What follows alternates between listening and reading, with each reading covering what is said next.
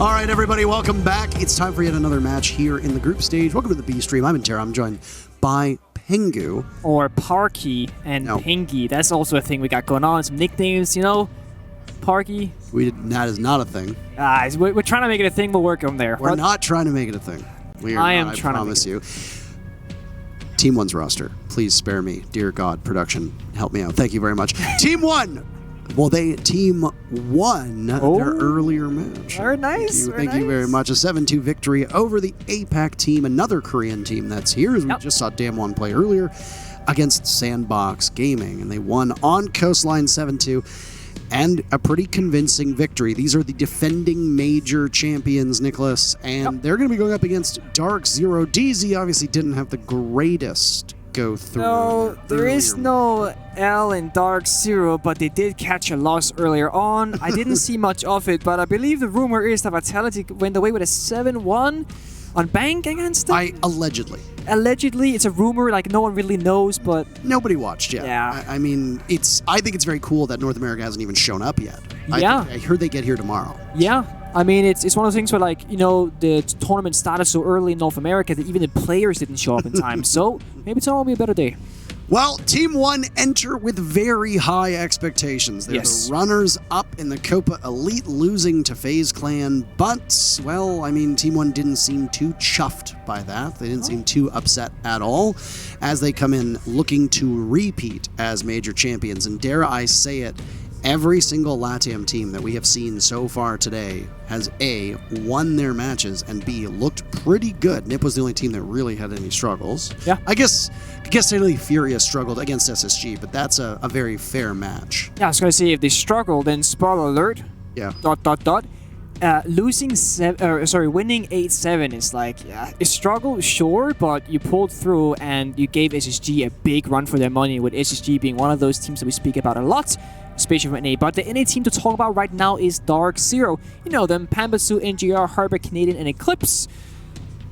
And they had a rough game earlier on. They're coming out here for revenge.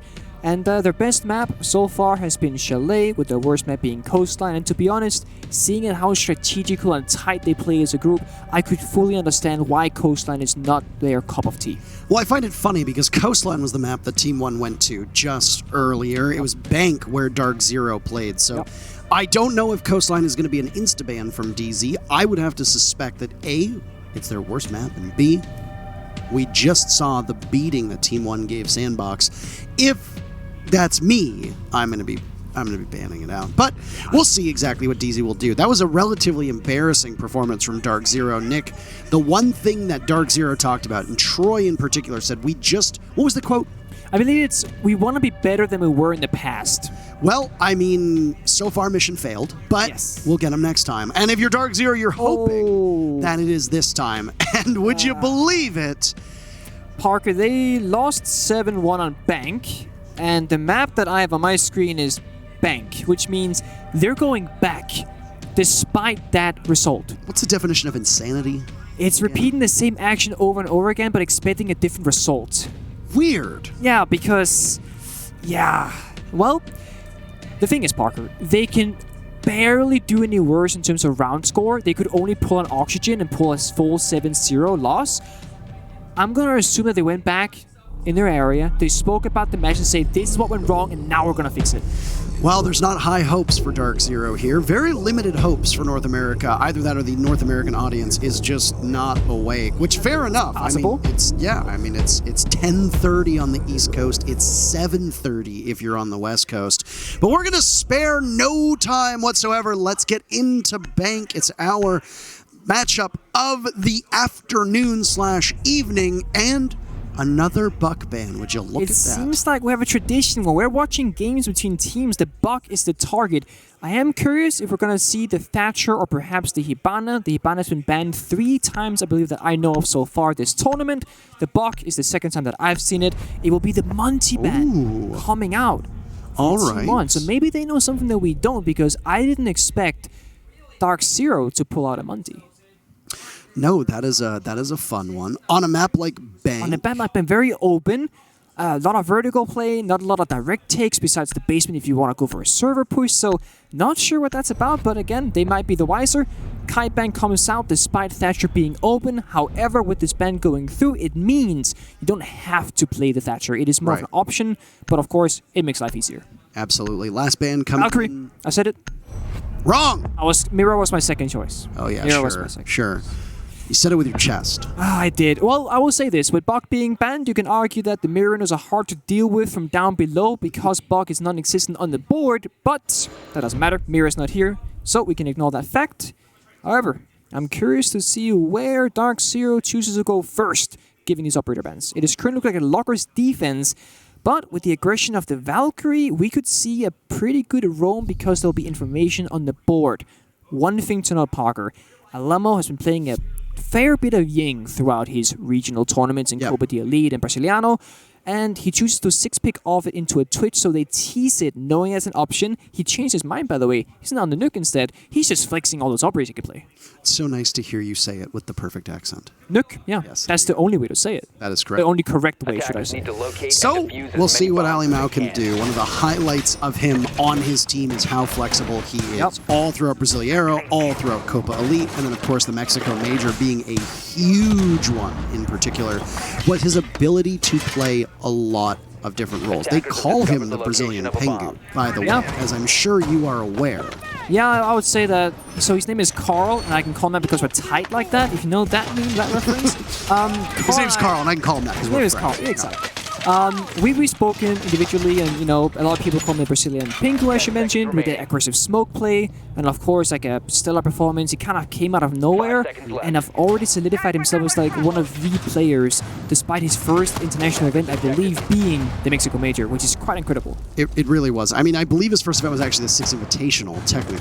Well, oh yeah, technically, yeah. Technically, yes. Yeah, technically, yes. And it's, I mean, I wasn't there, so I'm just like, yeah.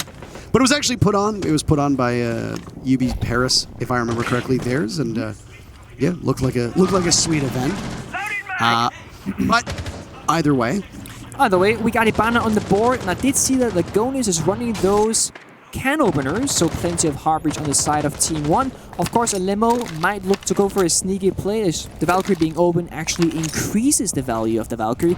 Yellow ping comes through, Nate gets cooked, gets tossed, does not hit the mark, nice try, NDR stays alive, doesn't even take a single point of damage, shield stays up to. Oh, and there goes the other grenade this time, as they're going to be roaming in tandem, him and Hyper. NJR staying scot-free for now. Pambazoo with that information, a Nitro Cell will go, waiting for Neskin to swing on in. That's going to either be a sound call or a Valkyrie camera to give the information away. Ali Mao and Neskin now on drone. Lagonis on drone as well. So 4 players, in fact, as Ali Mao now gets off and the numbers go down again. Remember, Parker, this is a basement defense, and half the round is almost over, and DarkZero still has roam presence on the first floor, and Neskin just entered CEO, KDS in the janitor hall, and they just got lobby control. DarkZero is pulling a number here. It almost seems like they're playing a completely different side than the one they actually are, and Neskin having a hard time with the floor, but it gets opened from DarkZero, and kill comes out. How unlucky is that, Parker? Well, I mean, like I said, you want to tempt fate, that sort of thing happens. And Hyper takes him down. Eclipse taking some damage in the process. But DZ at the moment stands with just a little bit over a minute to go with a big advantage. Sledge reduced to nothing. Though both grenades from Neskin have been used, KDS still has 2 in his pocket. As you talked about, those can openers, the secondary hard breach gadgets, for those of you that may be unfamiliar with the term, right now being held onto by Lagonis, as he and KDS, side by side, will try to take some control of blue with KDS dropping. Oh, interesting here. The wall that's deep in server here that we see KDS looking at is actually soft, which means that they don't even need the hard breach for that particular wall. They can just use the remainder of the can openers on the plant wall that you see Lagonis opening right now, which means Team 1 are actually in a fairly good position in the circumstances. And they're in fact, Ali Mao doing an army crawl, 2 kills. 2 more elude him as there goes the diffuser planted, and Ali Mao's 3rd kill. There's a 4th! Carl, you call him Carl, 4 kills. Carl, you can't do that. 4 kills, Space Station Charm to boot, and Team 1 starts off with a round victory. I was almost gonna say it looked like Team 1 gave DarkZero so much respect in that early round, but then Lemo drops the head and says, no respect will be had. I will shut it down right here, right now. And the plant from Legonis came down the same moment, so chaos was created, and that is where Team 1 thrives. It's where LATAM as a region thrives. It's in that chaos zone. Beautiful round by Team 1. All in the end game, I will say the early game went to DarkZero in their favor. They did a good job on the roam. Well, there was a lot that was spent there by DarkZero, but they ultimately just got pummeled by one man whose name means German in Portuguese. That's true. Alimao, so That's true. not Defenders, a Lemo. Lemao, Carl, he has many names. Carl! And he plays many operators because he's 6-picked from the Nuke into the Sophia, which means he just keeps on showing off, Parker. What is this man doing? I don't know, but he's very flexible, and like we said, we've talked about this ad nauseum. If you listen to us during the Mexico Major, we discussed it quite frequently. I don't know exactly what's going on here. It seems like a member of DarkZero has He's left the server. vanished. He said that's it. Panbazoo has left the building. So I don't know exactly what's going on, but it appears that there are some technical difficulties. Not tactical. Nope. Technical. Technical difficulties. So, we'll have a rehost, we'll have a technical timeout, and we'll figure out exactly what went wrong. We'll fix it, and then we'll get back into the server in a few minutes. Until then, DarkZero not getting the start that they wanted, but I will say, as I said earlier as well, the early game actually did look really, really good, so you can't fault DarkZero too hard because they actually had something really good going for them, but then fell apart in the last 30-45 seconds. Because of one man. Because of one man. One man on an operator who can just sneak in. Yep. I mean, I wouldn't even... she could sneak in, but he just dropped the headset. I'm here, baby, what's up? Got 4 kills, and then the round was over. I actually did, in fact, hear him yell that. I said, I'm here, baby, what's up? He shouted it, actually. He did shout that as a fact? In Portuguese, though. In Portuguese, okay. Portuguese. So you're a man of many talents, Parker, because you can also understand multiple languages. Yes, also they're in another building from us. So you have super hearing, is what you're saying. Have that, yes. You know, I call it Milosh. You can... Okay. Okay. No, I will say now, as we are rehosting, obviously not a ton to talk about for this first round, by the way. One in the books, an impressive roam from DarkZero, wasted time quite effectively, didn't overextend, didn't use too much utility, waited for the push to come, that soft wall being opened up, the hard wall being opened up, then the Nuke coming in, dropping, and every avenue that DarkZero tried to use to get back into the bomb site was swiftly cut off by one man, and that was it. Yeah, one of the things that when you go for these roaming strats, Parker, is that typically the bomb site will be left a little bit weaker. Either it'll be like a C4s, or the smoke operator, or shields, whatever you want to name. And again, the roam game was solid, but once it got down to the bomb site, it didn't take much for Team 1 to just walk in there and do their thing. So you gotta make sure that you cover the entire field of the map when you go for these strats. And that is also why Smoke's an operator is so crucial, because he works for everything. Hello, Alimao. Alimao. How are you? They all got matching 6 major tattoos. I don't know if you saw that. I did see that. That was pretty cool. It's like they'll always have that remembrance between one another throughout the time ahead of them, and there it is, being shown off. He can hear us. Yeah, you can hear them, and they can hear you. See, it's how it works. It's mutual. Crazy. Exactly. That's They've cool. got in-ears and white noise, and they can still hear us. So, no wonder they're winning these rounds. It's incredible. This match in particular is going to have huge implications on this group. The group right now, for those that are wondering, it consists of DarkZero as the North American representative, Team 1 as the Latin American / Brazilian representative, Vitality as the European representative, and Sandbox as the APAC representative. So, with Sandbox and DZ getting pummeled, giving Vitality and Team 1 huge victories, not only do they get all 3 of those points, but they also get a ton of round differential points, which work out with right now Vitality being at a +6 and Team 1 currently being at a +6 as well, which is why you can see Team 1 in the live rankings is now vaulted up to first because they are technically tied with Vitality. That's a good point. There's no real tiebreaker to be had just yet. So this is something where if DarkZero is going to lose this match, and obviously that's not necessarily a given. Yep. It appears that we're going to have another rehost,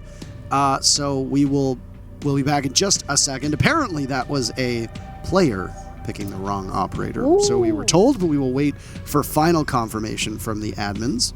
Because obviously then the admins will need to weigh in, because as you know, picking the wrong operator could potentially have consequences. So yes, it does. There are a few rules when it comes to a rehost. You can change where you put your utility as a defender. You cannot change the bomb site, I don't believe, and you can also change around your reinforcements. And as an attacker, you gotta pick the same operator. You can still 6-pick, I believe, to hide what you originally picked before, but you cannot just change your operator flat out and just go, we regret our decision, we'll do something else. So we'll see. They will obviously go back, and the admins will talk about it. Confer with each other, and then ultimately make a decision. And it seems like the issue has been resolved, as we are once again getting back into the match. We are going to bank yet again for the third time. Technically fourth time. Technically fourth time. Yeah, it's technically the fourth time we've seen bank today, because the 3 rehosts now. But this does also work as a sort of timeout for the teams. I was gonna say, Parker, teams can talk during this transition, and even if they couldn't talk, they could do some thinking and then bring that thinking to the table once the round starts. We'll see a similar lineup from Team 1. I expect again a Limo 6-pick off the Nuke, probably to that Sophia like it did originally, because he has to. There it is, and we see Canadian 6-pick in the Pulse, and I believe, yes, they were playing open area. So DarkZero is saying we're gonna cut our losses. We got 1 L down in the basement, and we're looking to get a W upstairs. All right. So, round number 2 underway. All seems to be well in the world. We talked about Ali Mao, by the way, 6-picking and being very flexible. There's a Zofia in play instead of the Ying, as you talked about before. And obviously, Ali Mao, or sorry, not a Ying, a Nook, but wanting to go with that Ying before the 6-pick happened from, what was it, a Ying to a Twitch and then to a Nook? Yes, it was the triple 6-pick, technically speaking, a double 6-pick. Absolutely incredible stuff. Yeah. Really just the hallmark of a champion. I mean, to be fair, the Ying, not necessarily super crucial for Bang, so it makes perfect sense why he doesn't play it, but also makes perfect sense to show it just for that fear factor. Just like, you know, if you're a player that can play Monty, showing the Monty and then 6-picking off it, it makes the enemy go, oh no, what if they actually do bring the Monty, because it has a consequence on the playstyle. The Nuke is great for this map, especially because the Valkyrie is open, there's information on the board that you can sneak past, but Canadian says, we will have none of that, I will go in the pulse with the cardiac sensor, and I will figure out exactly where that heartbeat is. And a great operator for Canadian as well. Very fond memories. Iconic. I would also agree with that label. For those of you who have ever watched Canadian on any team he's played on, Continuum, Evil Geniuses, Space Station, now DarkZero, if they have ever gone to Bank, he plays that pulse roll inside of gold, and he basically quarterbacks the entire play for the team, and that's, right now, he might not be in gold, he's inside of the vault, but they're close enough. They're close enough, Parker. And Canadian, we speak about value that goes off the screen, aka things that don't show on the scoreboard. Canadian is one of them, Super is another. They might not necessarily have the most stellar performance every single game, but they have their moments, and not only that, but the sheer value they bring in the communication and the leadership of their team is they could be here dropping 0 kills every single map and still be really good on those teams. Wrecking Crew from Neskin above. A very quick round so far taking place. We're at the halfway point, or about a second away from it. And they'll tear away at the floor. Still continuing onwards as Neskin goes for hammers per minute right now. Yeah, hammer is swinging and swinging and swinging. It ain't stopping, and that's what you need to do when you take a buff. The benefit that you have is that you can make a bunch of holes in the floor, do some verticality, gain some map control, and take that area under your control. And that's exactly what they're going to do. They're going to work their way slowly through the map, but time is ticking, Parker. And meanwhile, Carl and Canadian are having a bit of a stare-down contest to the walls almost. We can call them by their real names, Carl and Troy. Carl and Troy. Carl and Troy, for those of you that are watching. And there's a Claymore down to net Canadian should he walk through that door back into blue. Team 1 assembling over by square stairs, and one of those can openers, as you refer to them as, will now open up a small window into the staff room where the first of 2 bomb sites is. NJR knew he was in trouble, so he might as well go for broke. He stands up and gets sat down by KDS. Team 1 looking to add to that with Pambazoo falling now as well. But the Pulse and the telltale signs of that UMP damaging Ali Mao. Lagonis is in, and Team 1 are just bruising through DZ at the moment. Still in the back of the bomb site, Canadian will have to retake. A Nitro Cell is available for him, but not much he can do as Ali Mao almost has that diffuser planted, leaving Eclipse in a 1v4 clutch or kick scenario, and he chose the kick option. Team One up 2-0 as they just find every player from DZ and mercilessly kill them. It's a bit odd. Canadian doing a good job being in basement, staying alive throughout the most of that round, but I am curious what exactly they gained from his presence in the basement. Yes, he has the cardiac sensor out, he's gaining information, but it did not appear to be like DarkZero really acted upon that information. They were sitting on site, we saw in GR, once the can opener went out from Lagonis, he just got shot down immediately. The shield didn't matter, the position didn't matter, the smoke got taken out of play, and since that kill, the round just fell apart one by one from DarkZero, and the second chart comes up the main stairs, he gets instantly taken off the board as well. So what exactly was that post about? I can't figure it out. Well, you're going to have another round to do that, Nick, because Teller's Archives defense is going to once again put Canadian on that all too familiar role. Eclipse will swap off to a Warden. Team One likes what they've been seeing so far out of their composition, so very minimal changes on their end. They're just going to put Ali now back on that Nook instead of running with the Zofia. I like the Valkyrie pick here from Panbasu. Yes, the pulse information is nice, but it is limited, it is restricted. The Valkyrie camera, with IQ not in play, as she typically never is, will have a more unlimited or a bigger factor, so to speak. You can choose exactly what areas that you want information over, and the beautiful part about Valkyrie is that if you put a camera somewhere and it gets destroyed, it typically means that the enemy is in that area, so even the fact that the camera is dead gives you information on its own. Well, we see Teller's Archives now as the third bomb site comes out for DarkZero. Unsuccessful on their defense, and Bank so far, if we say a bomb site or a map tilts in favor, then, well, Bank might as well be the face of a mountain, because it is attacker favored out the wazoo, and I believe that's the technical term for it. The attackers are having a great time so far on Bank, and Team One are no different whatsoever, being able to take map control quite quickly, and the roamers for DarkZero have, in that first round, I think they did quite a good job, but then past that, they had some difficulties. Certainly, and I think, as you said, with the map control and being slightly attacker favored, arguably, it kind of plays the same role as Coastline, where you have the outside angles, you have the side repels on, let's say, CEO, for example. You have these big open areas that, yes, they're hard to take as an attacker, but they're also really hard to defend. Lobby is kind of no one's territory. It's like, it's Switzerland, if you will, but eventually attackers will typically get a hold of it, and once that happens, that's when you know as a defender that you're in trouble. As a defender, I would highly recommend trying to go for some sort of strategical aggression. Try and find an area, a lone player, even a jump out of a window. Trade that 1-for-1 kill. It's worth it, because if you don't do something on defense, the attackers will slowly strangle you out, and that is what we're seeing time and time again. It's a great Valkyrie camera, though, just to highlight the push that's coming on in from Team One, and Eclipse finds some pretty nice bullets there. You've got the double MPX combo of Panbazu and Eclipse working together, and the Warden is credited with that first kill. A nice first blood from DarkZero. It's their second so far of this matchup, but it was pretty ineffective in round number one. Will it be better this time? Certainly, and we saw the Valkyrie camera from Panbasu in the corner of lobby, and when DarkZero has the information that they can play around, when they can make decisions based off actual information, not just guessing, that's when they are the strongest. They know where they can sit on site, for how long they can sit on site, and they know exactly when Team One is going to strike, and they will have an answer for it. They have two C4s, one on Panbasu, one on Canadian, and Eclipse finds another onto Levi. Oh my goodness, DZ are just gunning them down as they walk right in. The running man from Lagonis as Ali Mao picks up that diffuser. He's in the middle of the site. Neskin will need to cover. Walls blowing open in front of him. Ali Mao, do you trust your teammates? That's the question. Neskin's still watching. Diffuser goes down successfully. He's managed to do the unthinkable, getting it down. Damage being done to Ali Mao, and a grenade gets tossed out from Neskin. No kills, nothing like that. Nitro Cell goes out as well. A 1v4, but they know where he is, and it's very easy for DarkZero to collapse on the final player of Team One and give DZ their first round. Very nicely done, and we spoke about the information game. When they walked in, DarkZero, they were ready for it. They found 2 kills immediately. C4 found the third. And even in that 1 versus 4, I believe 1 versus 3, either or, they still had that lobby camera up, meaning that they had full information under the situation at hand. So DarkZero were set up for success. Question comes, I mean, Alemo can play a lot of operators. Can he play the IQ? Do they deem that the Valkyrie is too big of a task for them?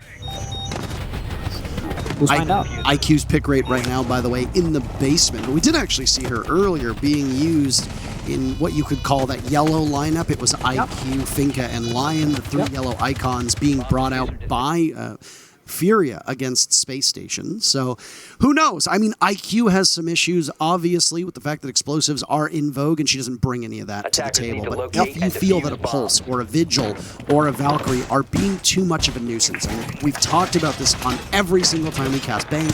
That lobby is huge. There's lots of places in square stairs as well for you to hide these Valcams. IQ might not be a terrible choice if you have enough secondary explosives. Certainly. Lemmo now showing the Twitch and sticking with it as well. I kind of also feel like Twitch is almost a mini IQ with that change to her Twitch drone where you have the infinite range, kind of like the zero camera sap.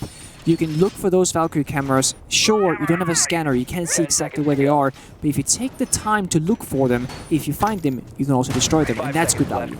Also for Ali Mao, if we're on Operator Watch, this is his third Operator in 4 rounds. So playing Nook twice, Zofia once, and now Twitch as well, and had flexed very briefly a Ying, but then swapped off of it. So this is why we talk about his versatility over and over again. We haven't really needed to see a ton of versatility from DarkZero, but it goes without saying that with the role swaps, with the way they are, Eclipse was playing the Warden, now he's on the mute. Ooh. There's some flexibility there on DarkZero. Inflexible, though, is NJR. Rigor Mortis, I believe they call it, as now NJR is dead. Yeah, that is a tough one, especially seeing as that's the alibi off the board. That's that 1.5x gone, but thankfully the gadget got put down, I presume, and so did the shield, so there'll be some value for him and his team, but playing a 5 versus 4 in this case this early on is never a fun feeling, and DarkZero finally got around, and already now, Team One are back in the driver's seat all of a sudden. Canadian creeping up those stairs. I don't know what the smoke is going to be able to do. Canadian on smoke is actually, it's not something I see very often, so it's quite, yeah, it's peculiar. I believe there was a brief period of time where he was on smoke on EG, but I could be wrong. KDS's Reign of Terror, by the way, his kill tally now is 2. Sorry. It's too easy, Parker. Too easy, and there's 3 kills for KDS. I spoke a little bit too soon. 4 kills for KDS, all right. Yep. Well, this round just kind of fell on its head. It was there, and it's almost gone as Eclipse finds the land. Oh, he gets a kill for his own, actually, making that a 1 versus 4. But however, Parker, clutching out this round would take more than a miracle with this little health left. And this C4 is not going to do much damage either. No, and Ali Mao gets in on it. How many operators has he gotten a kill on now? Did he get a kill on Zofia? Because if so, that's a kill on all 3 of the different operators. Also, apologies, Levy got the opening pick, not KDS. So KDS had those 3 kills, not 4. And Team One, for the moment, they allowed DarkZero to pick up a single round, and I say that with my chest. They allowed them to pick up that round because now things are working out like normal. Look at this, the rotates that are coming in. DZ getting picked apart with limited information and limited understanding of what is going on, and boy oh boy does Team One punish them every step of the way. Yeah, I mean, for a team like DarkZero that run a tight ship, there's some loose elements and loose parts in this because, I mean, KD has found 3 isolated players that almost begged him to take their life away because they swung him solo with no support, no information, no refragability, and they even gave him time to reload between each kill. And when you play Iana, you have limited bullets in that gun, but it didn't matter. He had plenty of time to take care of that issue, and yeah, to be honest, a little bit weak from DarkZero. I was expecting something else, something more, and I hope their attacking side is going to give us a better showcasing than their current defender situation. But we still got rounds to go. I mean, yeah, this is an attacker-sided bank. We've been seeing it almost all day right now, Nick. So it's kind of like the Empire demo where if they can end this even 4-2, that's fine, right? Like, they have something to do with that. Absolutely. And DarkZero has not taken their time out either. They have not. So there's still time for DZ to pause it. Now, knowing Canadian and knowing Mint, if they lose this round, I don't think they take their time out with 1 more round to go. And if they do take it, it's because they want to win that round, like you said, possibly keep it a 4-2, providing Team One wins this, and then set up for the next half. Because that is ultimately, at this point, this half is lost for DarkZero based on the way that they're playing thus far. They can still turn it around, but their focus is very clearly going to be on when they move to attack. I think it's a very good point, taking that time out to freshen up the attacks and focus on that comeback, if anything, because the attacks are unavoidable. They need some rounds on that side to win. Twitch, we spoke about earlier, can find the Valkyrie cameras, can zap them, and so he does. Or she, we speak about the operator. And yeah, good value there, and that denies some of that information that DarkZero loves. The front office wall gets opened up as well by some of the ex-Kairos. That huge change to Hibana obviously now being felt on Bank, now that you can divide how many ex-Kairos are used instead of just batches of 6. This is another open area defense, by the way. No top floor hold from DarkZero thus far, which is a bit abnormal based on the rotations that we've seen out of bomb sites in Bank thus far today. It is interesting, and Team 1 doing the same old, giving that hammer a little bit of a swing, or many swings. I mean, and this is the thing, if DarkZero is not going to challenge or combat this situation, then why should Team 1 do anything different? That's a good point. And Pambazoo, while he greets those hammer swings, as you talked about, down below with the UMP in hand, well, that's not exactly the gun that you want unless you're just clicking heads. It's that simple. That low rate of fire is not going to necessarily do much damage, especially with an L85 in hand. A series of tunnels allow Pambazoo to get from B back from tellers and archives, and he will now sit down in open area with Team 1 having relatively good control of the top floor. Everybody is still alive, and there's a minute left in round 5. Yeah, but look at these positions. We got 3 guys sitting very comfortable inside, 2 guys around the main stairs. I mean, Canadian is now in basement, gonna maybe run around to server stairs, but ultimately, what is the win condition for DarkZero right now? Because the second that Team 1 starts hitting this bomb site, it's all but gunfights. There's no consistent movement to stop this push besides the crossfire, which right now they have, but with the vertical play above, with the hatches being opened, it is so limited where DarkZero can play. Ali Mao just narrowly missed out on an opportunity inside of staff room, and things are going to get messy right now. NJR taking some damage. Could this be the first shot? All quiet on the western front. No, Troy, he might be old, but he can still hit those shots. Down goes Levy. A second was in line for Canadian, but he backs away, backs right into Ali Mao, and then the corpse will comically fall on over. Tick-tock, though, oh my, as Ali Mao gets gunned down by Eclipse, still playing in this position. The smoke goes off, so that position from Eclipse will need to be moved. Has Lagonis now inside of the bomb site, but the diffuser in hand will need to be planted, and he's last alive. DZ will bury him instead of letting the diffuser go down, and there you go. They are inching closer to tying up this first half. I mean, Troy making a play there on the flank, and even though the Hibana upstairs was aware of this because she was on that drone that Troy shot, Troy lands a fantastic pre-fire, one-shot headshot, takes care of that. Unfortunately, it backs into Alemao on the rotate, but then Eclipse gets the timing as Alemo throws the smoke grenade, he swings with SMG-11, takes him out, and off those kills, off that trade, that is where DarkZero found a leg to stand on. But if that had not happened, I am very curious as to how that round would have played out, because the only thing that was left from DarkZero's end there are the 2 or 3 players basically hiding in a corner each on the bomb side, which is not the greatest win condition that you have. Team 1 also running very low on time, wasn't left with many choices left. Tried to make the best of it. DarkZero come out up top. 3-2 now, still in favor of Team 1 of course, but DarkZero looking better and better on the scoreboard, and even if Team 1 took this round, they have a fantastic opportunity when they go on attack. So this is do or die for DarkZero. They want to try to keep it close. The win condition for them is tie up this first half, especially if Bank does tilt towards the attackers, and we've seen some signs of brilliance from DZ. That last round, a lot of it really did come down to a lack of communication through that mid-round, but then answered back by Team 1's own issues, being able to dot their I's and cross their T's when the execute came down. So DarkZero prevail, and they're going to be bringing a lineup that is full of information. Just look at the right side of your screen at the moment. Warden is going to be able to see through those flashbangs and smokes quite effectively. 3 black eye cameras. You've got a vigil to roam, a pulse to give you information, and a bulletproof camera that comes from the castle, as well as those castle barricades acting as intel too when they get blown open. Yeah, this seems much more like the first round from DarkZero with that aggressive roam game where they stand their ground, and because of all that information, they know where the enemies are of Team 1, and they can make decisions around that and rotate accordingly. Hyber playing upstairs on the top floor, playing pretty aggressive, trying to get some drones, and you see they have like a, I think it's like a 1-3-2 layer going on, or a 1-4-1, so they have all floors in control, and they'll just slowly start creeping back as they need to. As my friend would say, time to ring some ears. A nice look at the Valkyrie cameras there, and an opening in the floor as well. This one in particular, you're going to Same one as before. Never found it. You're going to be seeing that in a ranked game starting probably tomorrow, if not already today. If not already today, yeah. The shameless players. I mean, there's no shame in copying the best players in the world, Parker. If you were to copy someone, let it be the ones that are best at it. I think that's a very noble way of putting it. And I don't think this Valkyrie camera for DarkZero ever got discovered before either. That's the thing. In the previous round, it stayed there, and because it remained, it was able to give information and power to DarkZero for the entire 3 minutes. And it's very true, it did in fact not get found, which means that DarkZero, again, they have all this information over lobby, and Team 1 does not have any clue. Now, they could think, oh, maybe that Valkyrie came out last round, but they'll never know for sure. That is a doubt in the back of their mind that they will have to live with as this execute slowly starts getting set up. But this time around, Team 1, a lot of time to go. Smoke grenades onto the thermite, nades on the sledge.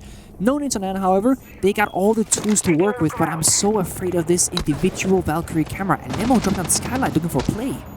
I actually think there's flashes on that thermite. They did not. Oh, you are correct, Parker. So Lagona's, interestingly enough, bringing a different secondary gadget as there goes off the last exothermic charge. Alimau was looking the wrong way, and well, guess what? They're both cloaked, but with your own eyes, you can see them, and Hyper prevails in the gadget of the cloaky ones. Down goes Panbazoo as KDS trades back. So Team 1 have the ability to push in, but they're going to need to confront Eclipse. This has been the sticking point for Team 1. Eclipse on the stairs is able to watch the entirety of the front of the bomb site, meaning that when Team 1 breaks in, they get torn to shreds. Will they move somebody over in that position? That's the real question. Pulse seen for a second, and Neskin can't do anything, can't contend with NJR, but 2 kills actually as he trades out, and Eclipse has been dealt with. There it is. KDS, well, he and Levy find Lagonas down as it's Canadian and Hyper to go, but look at their HP. 1 shot each, and KDS doesn't even want to ADS. He doesn't need to. It's a 4-2 first half for Team 1. KDS with the flare going for the hipfire, Parker. I was thinking, what if he misses? Like, that's going to be the round maybe, but he lands the shots, thankfully, of course. Last 2 remaining players from DarkZero was incredibly low on health, so it didn't really matter. Ultimately, 1 bullet would do the job. We saw the benefit of DarkZero playing all 3 floors. Hyper with that late round as a limo dropped the Skylight kind of surpassed him. I don't think they are fully aware of his position. Hyper finds the flank beautifully, and yeah, it was close, but not close enough. Close only counts in horseshoes and hand grenades. That's how it works. So close but no cigar, I guess you could say. First defense for Team 1. So far, the attacker-sided bank streak continues apace. But Canadian will be on the Ying. Interestingly enough, we still have yet to see a top floor defense from either of these teams, as the very first defense from Team 1 is going to be open area down below. Definitely, and the thing is, it's funny because Team 1 showed the Ying, went off it, now DarkZero are the ones to actually just stick with it. And Canadian has been playing multiple Yings and even Capitals throughout his time in the NEL of Stage 3. So this is not something that's absurd or super weird, it's actually a core pick for DarkZero, and it's also typically Canadian playing that operator.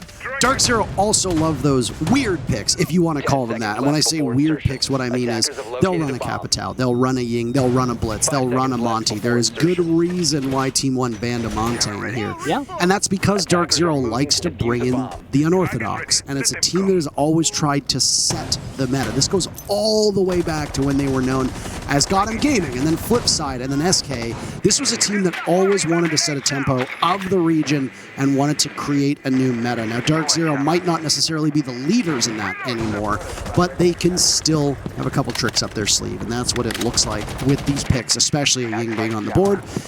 Hard Breach Gadget being brought for the Ying, as well as the Candelas, and lots of destruction work with the LMG as well. She can work quite effectively on a map like Bank. Certainly can. Sophia also bringing those what's it called? Breaching charges, the soft floor. So you have the sledge, but you also have a backup in Hyper. And the Ying, the Capital, those funky or weird operators, I refer to them as like execution enablers or like execution operators. You typically pick them for the stage 3 of the round. They execute when it gets explosive. But then the thing is, Parker, what if Team 1 is roaming? Do you use the Candelas in the stage 1 and stage 2, and then when you come to the execute, you have, no more Candelas left, which is why you pick the Ying. There's that fine line of when to use it, because if you don't get to stage 3, it doesn't matter. Hyper in pursuit, and oh my, KDS is caught looking, and still more, but Hyper misses his mark on Ali Mao. The castle walks away, and would you believe it, but KDS and Ali Mao right now leading the way for their team. That kill on the Hyper is huge. No ability for the lifeline to be used. That's 2 explosives down, that's 2 stuns down, and a good gun and a great player sidelined. Yeah, the soft breaches as well, which means that NGR is the only vertical and soft breacher, so to speak, available. I think the first kill fight was amazing. They got that freebie, but then, you know, as you spoke about earlier in the previous game, if you get the first kill, but you don't manage to make anything more out of it, you don't get the max value. NGR gets C4'd and therefore is injured, but I just wish that after that first kill from Hyper, he had backed down, let the drone do the work, let a comrade come in. Speaking of comrades, Canadian finds Levi as well. And yeah, a real rest onto NGR, he comes back on his feet. Looking for a 4 versus 3 with 47 seconds left on the clock. Ali Mao on the hunt, though. The call down there, but Canadians predicting it. 2 kills for the leader of DarkZero. Still 2 more to go as DarkZero want to start putting some rounds on the board now that the sides have swapped. Team 1 barricaded inside of the bomb site, not literally, but holding down this position. The avenues on in will need to be watched by both Lagonis and Neskin. That's the only chance for Team 1 at this point. Exothermic charge will go down on the wall, leading into the staff room, forcing Lagonis out of his position, and he thinks somebody's going to be coming from over towards Archives. But you have to seek shelter by the bomb chassis and possibly drop down and retake. He's looking for it. Where does he go? A rotate available. He can't outduel Pams. Oh, he can!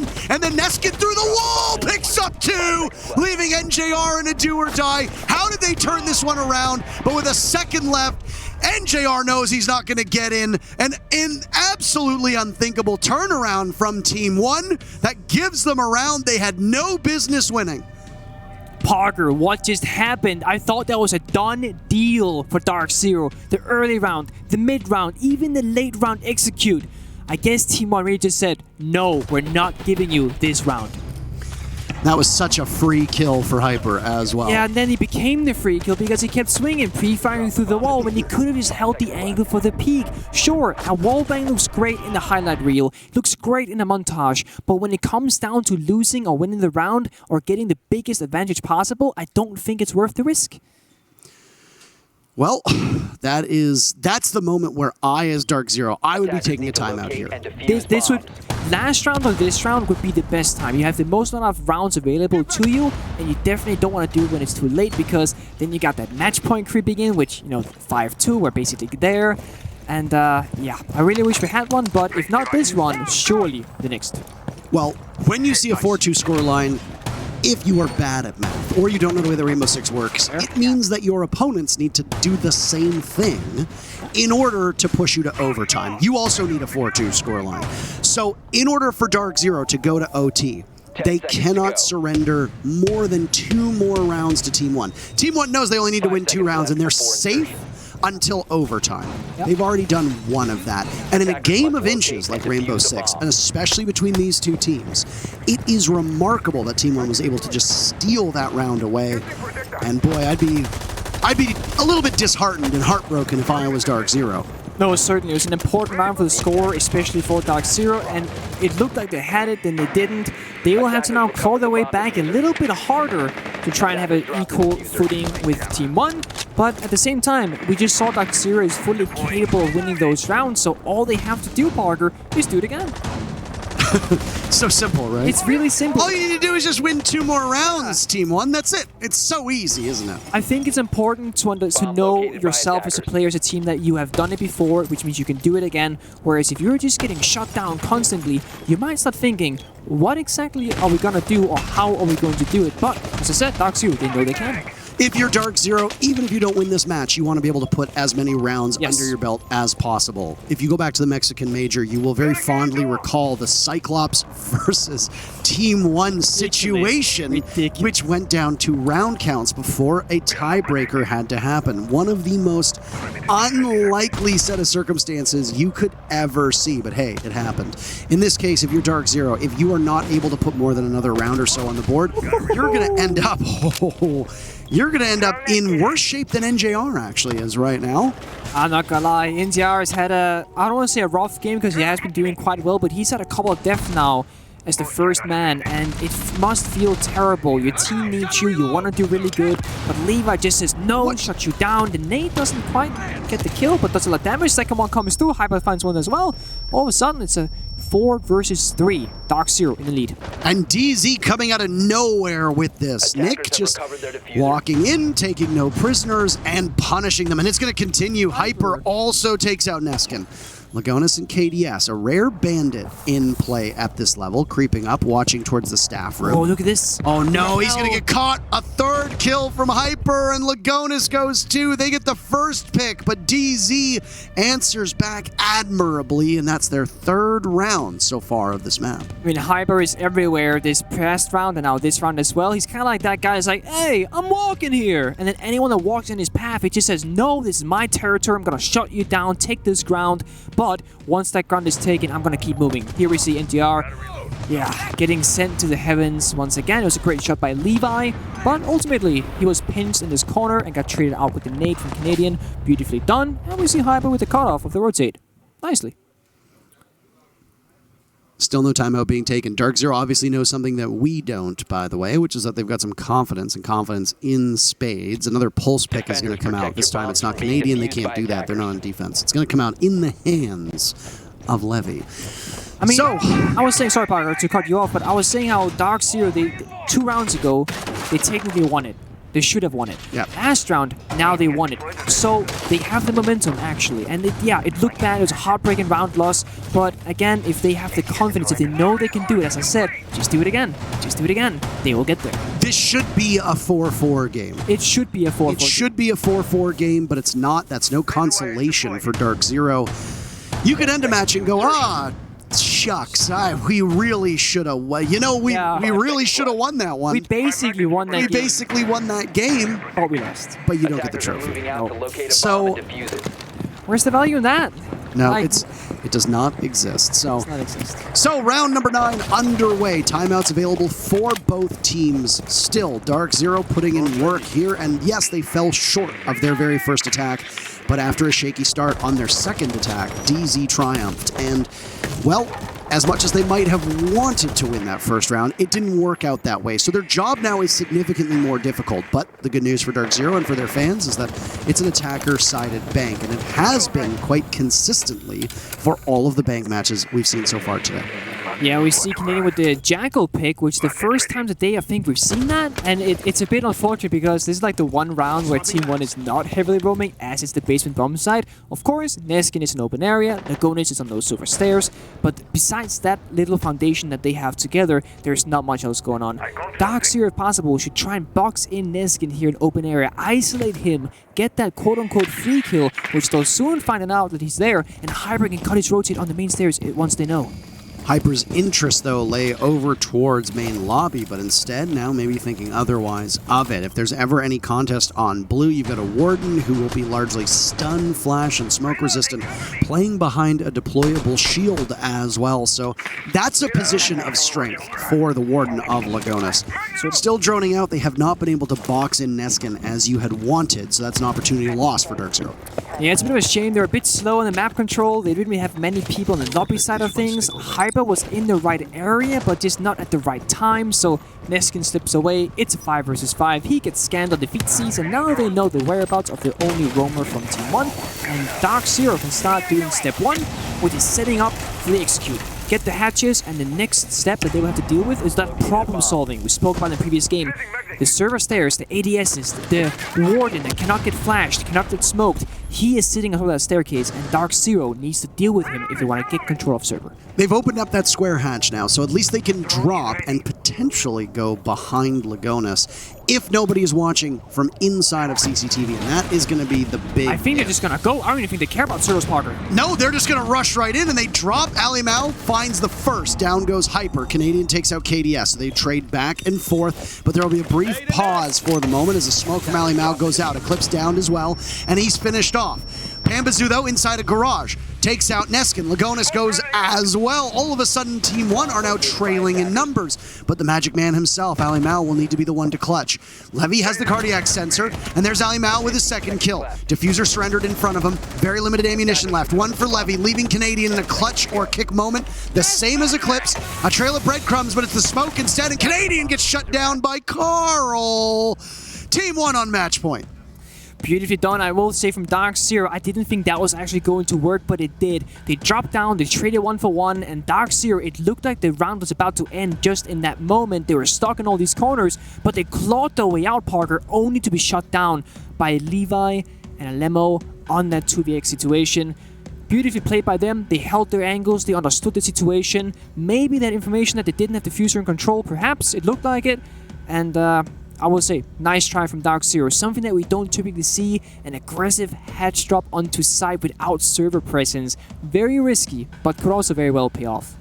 This is where they're going to have to take their time out, no? Yep, I mean, they have to. It's do or die, literally. They are not. Okay, so DarkZero puzzlingly not taking their time out. They are not the ones to set the tempo, by the way. They are going to be running headfirst into an open area defense. Yeah, this is where Team 1 started and where they stole that round away, as we talked about. After that, the rotation for Team 1 was to go upstairs to the CEO and office bomb site, in which they did not prevail, but then they looked significantly better on CCTV because of those final 10 seconds and the miracle that happened there. So Team 1 will go back to the bomb site that they arguably shouldn't have won. DarkZero might be confident about this, but still, it puzzles me why they would not pick this time to take their time out. But we'll never know, partner. But the thing is, yeah, bomb located by attackers. I think a lot of teams, they have this thing about the timeout where the coach has to call it out unless the players still be like, yo, let's do it, which I don't think a player has that on his mind necessarily, even though you can be an IGL, like let's say Canadian. It's almost like, I think for some players, you see as a timeout as a weakness. You are basically telling your opponent that you need a breather, you need to talk through a problem, and sometimes, maybe perhaps, you just don't want to show that weakness. And it might cost DarkZero here, because I agree with you, Parker, I think they shoulda, woulda, coulda done it, but they didn't, and NJR did not see the Valkyrie camera, even though he was almost looking straight at it. NJR has been the opening death, what, 2 of the last 3 rounds here? So not ideal for NJR to find himself in this position, but Levy knows that there's an opportunity to possibly take out NJR, but he can't find it, so he'll head back in. Oh my. Wait, what is this camera? They don't... Oh, okay. Hyper, it's on the floor. Hyper doesn't see it, but he's going to walk right in. Instead, they know he's there. He flicks away behind the reinforcement. There's the shotgun of the mute of Lagonis, so Hyper will army crawl his way in. And a nitro cell goes off and doesn't kill him. All right, a bit odd. Hyper just remains with 1 HP. Talk about lucky. I mean, he just ate that C4 with his body, basically, Parker. And Hyper playing, oh, but the second one comes out, and that will surely close out the deal, and it does. Hyper playing really aggressive. The only person next to him is Canadian standing the hallway. He had NG on the rappel, but Canadian, nice shot onto KDS, takes him out, 4 versus 4. And now, maybe it doesn't look that bad after all. Hyper took 2 C4s to the chest to die, which means he took out a lot of resources with him. Well, and then Hyper goes down as well, with that lifeline not really showing much promise either. So, boy, oh boy.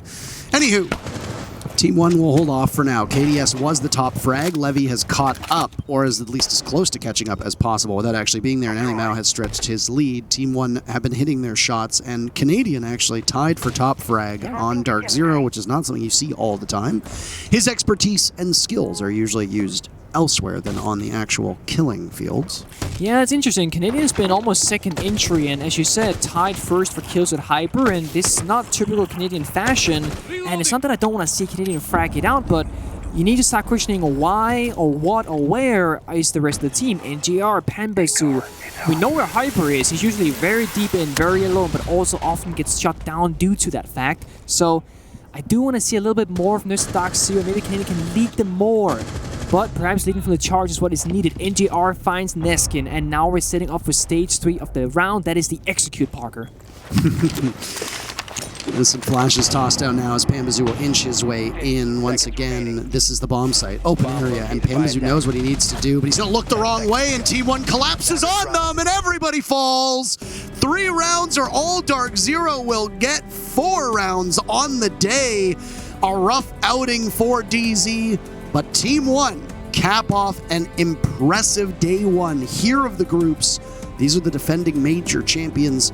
They topple Sandbox 7-2 and then DarkZero 7-3. Yeah, Parker, no magic needed for that round in open area. They could clutch it out all on their own, and I'm very, very curious as to the whole situation regarding DarkZero losing bank once against Vitality 7-1 and then going there straight again into Team 1, a team that they know is gonna be a struggle, a team that they know is one of the top gunners at this event. I admire their confidence, but at the same time, I also question their map pool. Well, I mean, Team One right now look like the favorites for this group, and we already knew that coming in as the defending major champions. Vitality can give them a run for their money, but the question then becomes, you've got Sandbox and you've got DarkZero as the two question marks. Yep. What is going to happen when they meet? One of them has to win. That is so. Anyway, before we get there, though, we have a break. We'll be back in just a couple minutes with more group stage action.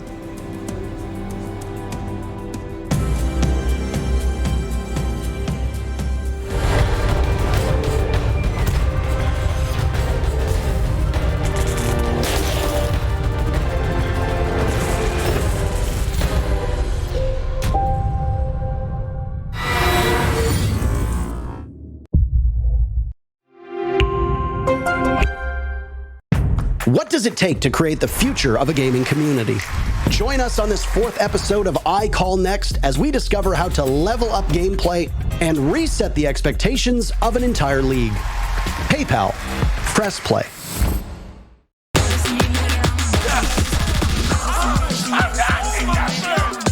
Easy going right there. One more to go.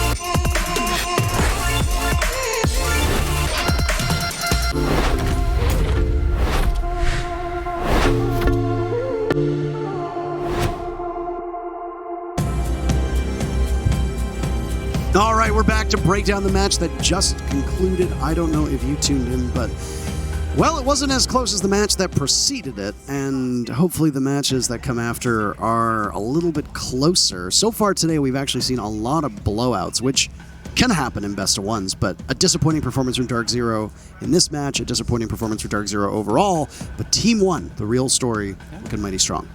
Yeah, I hope DarkZero wakes up on the other side of the bed tomorrow because they need something to happen. They need a spark, some magic, some flow, some juices, something to go right because today's games were rough, Parker. Yeah, some bad juices today. Bad juices, yeah. You heard it here first. DarkZero had a rough outing. Their matchup against Vitality did not go as according to plan. The expectations for DarkZero were actually set quite low coming into this event. Yep. Troy, obviously Canadian, talking before the major, basically saying, okay, we just want to do better than last time. That's it. So far, not exactly the start that they want. If they want to get out of groups, they've already found themselves in a significant hole. They have to now basically win out their remaining 4 games while also ensuring that the right opponents lose at the right times. It's not where you want to be. It's not where you want to be, Parker, and the worst part is, let's say DarkZero, they wake up tomorrow or the day after and they just stop playing Fantastic Siege. The thing is, there comes a point, and it's not far away, as you said, where it's out of your hands to make it to playoffs. Because if you're just really far behind, even though you're great, it's really hard, if not impossible, to catch up. So they'll have to stop turning on the fire and just show up better. At the present moment, the team that won today in their matchup against DarkZero, and then won earlier as well against the APAC team, Sandbox, Team 1 looks like the leaders of the group. They are the defending major champions. They came in finishing second in Copa Elite. They've had strong performances in BR6 all year long. This is a team that has very, very high hopes. They want to repeat. No team has defended their major title. There's been no repeat winners. G2, Empire, and then Team 1. And they want to be the first team to repeat a major victory. And they have looked mighty good. Every single player showed up today. Every single one. Both against Sandbox and now against DarkZero. And I feel like that's a common trend for them. And I do think that when you are a team that wants to do like great things like winning a back-to-back major, that's a pretty big deal. Everyone has to show up. It's the same reason why we talk about BDS the way we do. Every single player is always there, so capable, so skilled, and while every team here has skilled players, it's typical that only 2, 3, or 4 of them will show up at a time, meaning that there's always a bit of room left over that just gets missed. So the stats for you, by the way, the breakdown of what occurred. Ali Mao was very quiet through the first couple rounds, but then took off like a rocket ship after that, finishing the day 14-5. Canadian, but for a moment was the top performer as well for DarkZero, which is not really something you want to see, frankly. Whether he is or is not playing well, you've got Pambazoo, NJR, and Hyper on the team for a reason. Their goal is to go positive and kill things. That's their primary goal, and 2 of them today, in this particular match, 2 of them failed at that goal. Yeah, you actually see the injury stats were actually dead even, I believe, 5 for each. So there's no distinct favor of like, oh, they did way better injuring. But at the same time, it's like it just felt like Team 1 were just so much further ahead. And I think that lies in the fact that when Hyper got the injuries in particular, he was instantly refragged or traded back out, which just meant it was a 4 versus 4, and the entry really didn't have a bigger effect. Yeah, and I mean, the entry stats can be a little deceiving as well, because like we've talked about, sometimes you get in, you get that first kill, you get traded out. It doesn't always take into account how long you hold that advantage for. NJR in particular dying early twice on 2 very pivotal attacking rounds meant that Team 1 was at an advantage for 40 seconds, 50 seconds, until we saw them equalize. That is an unacceptably long period of time for most teams to be able to accomplish their goal. It is, so we gotta talk about the foundations. The number one thing I could think of, when Team 1 defended basement towards the end, we had Nesk in an open area. DarkZero had a great opportunity, but they didn't capitalize on it. In fact, they didn't even know he was there until it was too late, and he went all the way back in the garage. And it's just such a sad missed opportunity, because that would have been an ultimate great kill. Well, we've got both Group A and Group B for you on the screen. If you watched the previous matchup, you saw C and D's results. We'll go through A first. There hasn't been a lot of motion in that regard. Oxygen obviously handicapped by the fact that they are not playing with their full roster. The Chiefs gave it as good of a shot as they can against Rogue. Frankly, a very impressive performance for the first international competition out of the Chiefs. Very impressive. As for Group B, Team Vitality, their first international victory since August 2018, all the way back to the first 6 major we ever had in Paris. And they slaughtered DarkZero. And what was a bad day for DarkZero and a bad day for North America has only gotten worse. DarkZero ends the day in dead last in the group with 4 rounds won, 14 lost, versus Team 1, almost the complete opposite to that. 14 rounds won, 5 lost. That is a staggering amount of rounds won in comparison to lost. That ratio is huge. That is a huge ratio, Parker, but it's not just DarkZero that have been struggling. It's actually NA as a region so far. Again, it is just day 1. We got more games to go, but there is a common factor here in North America. Is just they gotta up their game a little bit. Absolutely. I mean, Space Station was the closest North American team to a victory. The Sonics didn't really show up. DarkZero has barely shown up in their 2 matches. Oxygen quite literally had one of their players not show up. So, I mean, if you're Space Station, you push Furia to the brink, 8-7. Yeah. Furia is a very good team, and there are other good teams, especially in Mexico, that had to contend against Furia that know how tough they are. SSG is going to need to pull out a win today, or else I think most people are going to be selling their NA stocks and just very quietly picking up APAC stocks. No wrong, Parker. Stocks will have to be sold when it comes to NA unless we can start reinvesting if we see a great performance tomorrow. But if not, then, I mean, I can just bail ship. Yeah. Just bail at some bail. point. At some point, when do you stop? You know, I'm an NAL caster. Yeah. And even I am looking at this going. I'm just really happy that What Europe is this? has BDS because BDS never. Okay, domestically they never fail us. Internationally they've yet to like give us what we want, but maybe this time around we can get really, really close at least. Well, cross your fingers if you're an EU fan. If you're an NA fan, you may begin crying. You've probably been crying for most Gotta pray, of the day. Parker. You've got to do something. Some deity out there has to answer your calls. But before we get into the next match, we have a break for you. So we're going to keep the group stages rolling. If you don't want to sit through a break, a gentle reminder that twitch.tv/rainbow6 has the other set of matches that are currently ongoing. You can tune in there if you'd like to watch it. It sounds very exciting from our vantage point, and we're going to be walking over to watch it as well. But until then, we'll see you soon.